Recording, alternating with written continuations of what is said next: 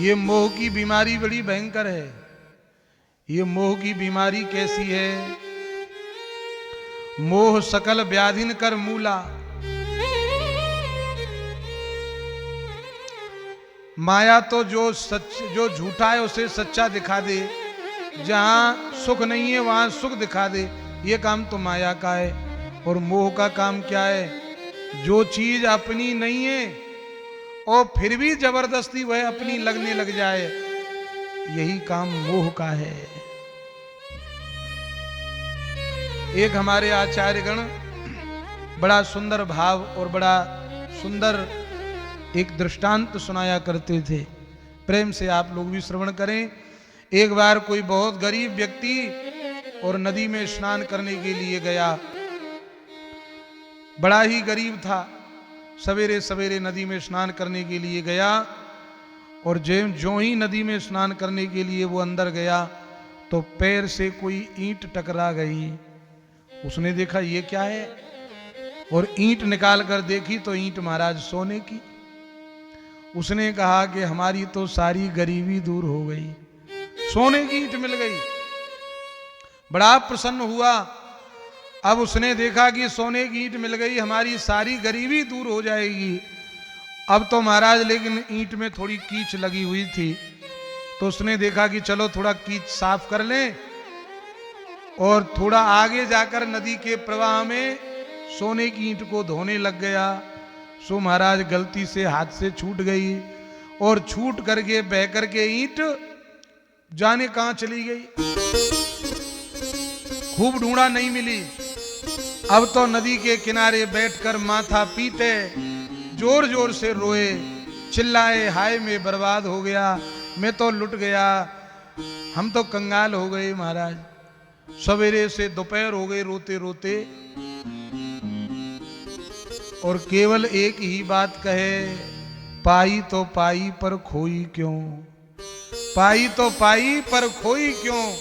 रोता रोता घर की ओर चलने लगा। पिता ने देखा कि बेटा सवेरे का नदी में स्नान करने के लिए गया है, अभी तक लौट कर नहीं आया, देखूं तो सही कहीं नदी में डूब के ही तो नहीं मर गया। अब बाप इधर से चला नदी की तरफ, और दोनों रास्ते में मिल गए। तो पिताजी ने देखा कि बेटा जोर जोर से रो रहा है, हाय पिताजी मैं लुट गया, मैं बर्बाद हो गया। क्या हुआ बेटा? पाई तो पाई पर खोई क्यों। अरे बेटा हुआ क्या ये तो बता।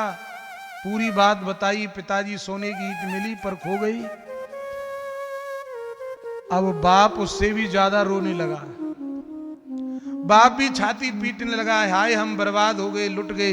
अच्छा आश्चर्य की बात यह है कि बेटा ने तो ईंट देखी थी, पर बाप ने तो ईंट देखी भी नहीं, और बेटा से भी ज्यादा रो रहा है, छाती पीट रहा है।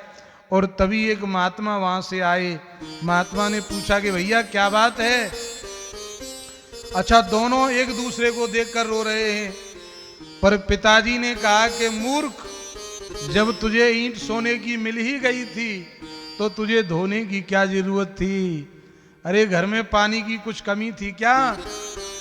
तो बेटा तो कह रहा है कि पाई तो पाई पर खोई क्यों, और बाप कह रहा है पाई तो पाई पर तूने धोई क्यों। क्या जरूरत थी धोने की? दोनों रोने लगे। तभी एक महात्मा आए, भैया बात क्या है ये तो बताओ। सब पूरी बात बताई। तब महात्मा जी ने उस युवक से कहा, क्यों भाई, जब तू घर से स्नान करने के लिए गया, जब तू अपने साथ कुछ लेकर गया था? नहीं नहीं महाराज लेकर कुछ नहीं गए।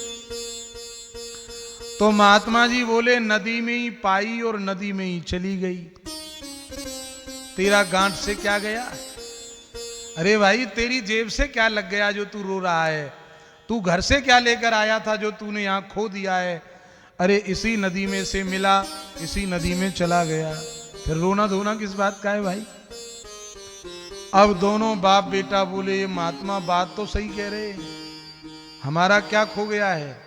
इसी नदी में मिला, इसी नदी में चली गई। तो बोले ये नदी क्या है? यह नदी ही संसार सागर है।